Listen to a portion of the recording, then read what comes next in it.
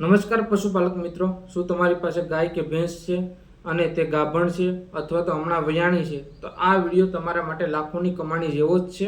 શું તમે પશુપાલક મિત્ર જાણો છો કે સરકાર તમને 150 કિલો ખાણદાન 100% મફત આપી રહી છે?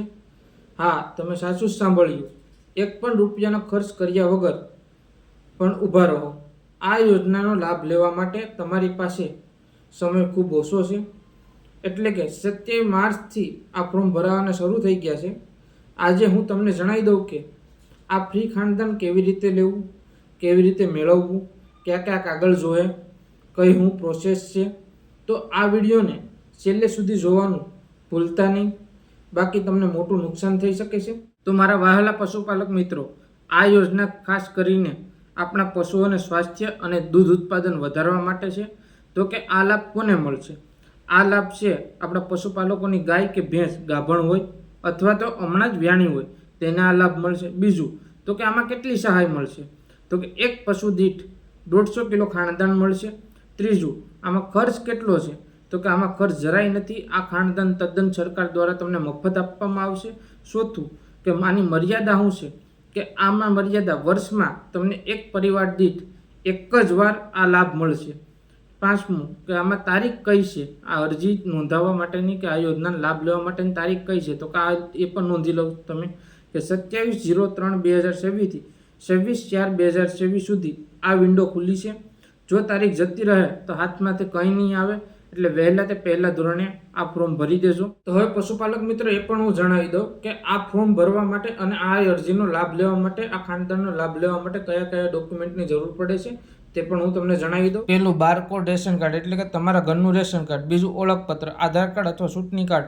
ત્રીજું, જાતિનો દાખલો. જો તમે એસસી અનુસૂચિત જાતિ અથવા એસટી અનુસૂચિત જનજાતિમાં આવો તો સક્ષમ અધિકારીનો દાખલો જોશે. ચોથું, દિવ્યાંગ પ્રમાણપત્ર જોઈએ. જો પશુપાલક દિવ્યાંગ હોય તો તેનું સર્ટિફિકેટ જોશે. પાંચમું, તમારા પશુની વિગત એટલે કે તમારા પશુના કાનમાં મોરલી કડી નંબર હોય તે પણ જોશે. છઠ્ઠું, અને પશુ શિક્ષાનું પ્રમાણપત્ર પણ જોશે. એટલા ડોક્યુમેન્ટની જરૂર પડશે આમાં. અને મારા વહાલા પશુપાલક મિત્રો, તમને એમ થતું હોય કે આનું ફોર્મ ક્યાં ભરવું અને કઈ રીતના ભરવું અને ફોર્મ કેવી રીતના ભરવું તેનું આખી માહિતી, આખો વિડીયો મેં બનાવી ગયેલ છે અને આપણી યુટ્યુબ ચેનલમાં મૂકી ગયેલ છે. તો તે યુટ્યુબ ચેનલની અંદર જઈને આપણો વિડીયો જોવા નમ્ર વિનંતી. અને તોય છતાં હું તમને બતાવી દઉં કે આ ફોર્મ છે એ આઈ ખેડૂત પોર્ટલ પર જઈને ઓનલાઈન ભરવાનું રહેશે. અને જો તમને ઓનલાઈન ન ફાવતું હોય તો ખેડૂત મિત્રો, તમારી નજીકની દૂધ ઉત્પાદક સહકારી મંડળીમાં જઈને પણ આ ફોર્મ ભરી શકો, અથવા ગ્રામ પંચાયતમાં વીસીનો સંપર્ક કરીને પણ આનો ફોર્મ ભરી શકો, અથવા તમારા વિસ્તારના પશુ દવાખાને જઈને આની માહિતી મેળવી શકો. અને ખાસ નોંધ, જો ફોર્મ ભરાયા પછી પ્રિન્ટ લેવાનું ભૂલતા નહીં અને જરૂરી સહી સિક્કા કરી અને જે તે ઓફિસની અંદર તેને જમા કરાવવાનું રહેશે. અને હા મારા વહાલા પશુપાલક મિત્રો, આ ખાણદાન કેમ જરૂરી છે? કેમ કે ગાભણ અને વિયાણ થયેલા પશુને પ્રોટીન અને વિટામિનની ખૂબ જ જરૂરી હોય છે.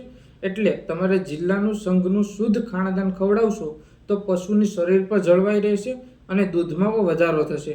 આ સરકારની બહુ સરસ યોજના છે, એટલે આનો લાભ લેવાનું તમે અચૂકપણે ભૂલતા નહીં.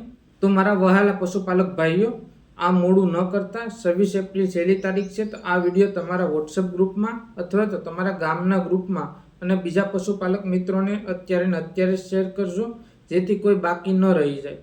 જો તમને આ વિડીયોથી માહિતી તમને ગમી હોય તો આ વિડીયોને લાઈક કરી અને આપણી ચેનલને સબસ્ક્રાઈબ કરવાનું ભૂલતા નહીં.